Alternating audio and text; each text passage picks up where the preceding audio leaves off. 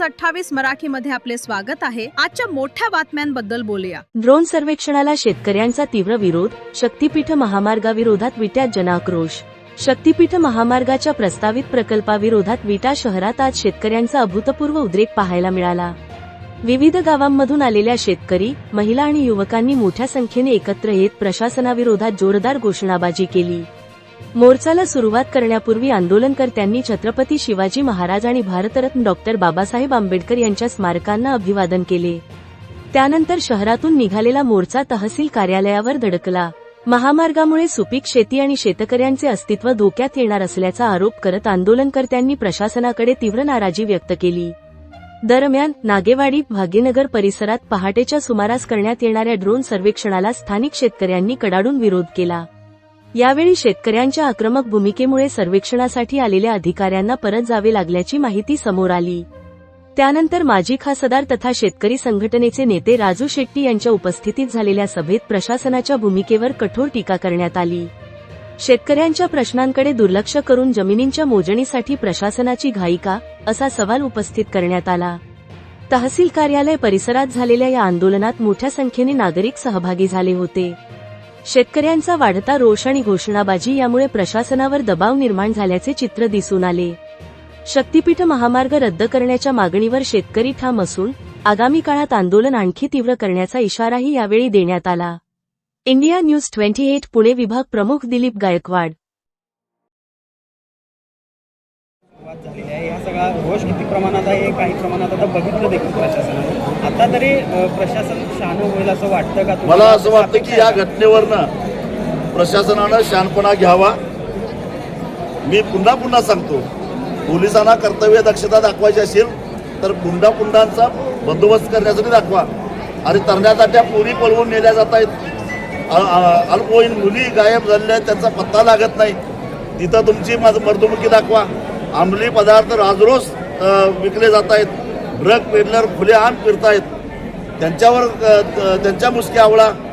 आणि मी त्यांना सांगितलं की मला 1 तास वेळ द्या, या विटा शहरामध्ये तुम्हाला पाहिजे तेवढा ड्रग इथं मी गोळा करून मी इथून जवळजवळ 100 किलोमीटर अंतरावर राहणारा माणूस आहे, तरी सुद्धा 1 तासात मी तुम्हाला पाहिजे तेवढा ड्रग या शहरातनं गोळा करून दाखवतो। मग हे काय चाललंय?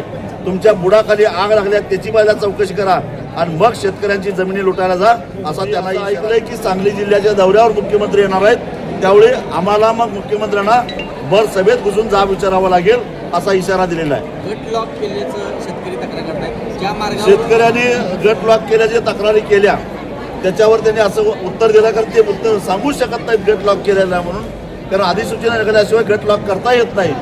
परंतु बेकायदेशीरित्या गट लॉक करण्याचा प्रयत्न करत आहेत ते। त्यांनी सहाय्यक निबंधक सहकारी संस्था यांना मी तातडीनं एक पत्र लिहितो आणि कुठलाही गट आम्ही लॉक केलेला नाही असं कळवतो। त्या पत्राची कॉपी घेऊन संबंधित सेवा सोसायट्या जिल्हा मध्यवर्ती बँकेला जाऊन आम्ही जाब विचारू, जर शासनानं गट लॉक केलं नाही तर तुम्हाला कर्ज नाकारायचा अधिकार कुणी दिला? खरीपाच्या तोंडावर जर तुम्ही कर्ज नाकारायला लागला तर जिल्हा बँकेला सुद्धा आम्हाला मग बघून घ्यावं लागेल। सरकारनं काही निर्णय घेतला तरी आमच्या शेतामध्ये कुठल्याही सरकारी अधिकाऱ्याला पाऊल ठेवून देणार नाही। एकतर संविधानानं आम्हालाही काही अधिकार दिलेले आहेत, आमच्या मालमत्तेचं रक्षण करण्याचा निश्चितच आम्हाला अधिकार आहे आणि त्या अधिकाराला अनुसरून आम्ही कुणाला येऊन देणार नाही।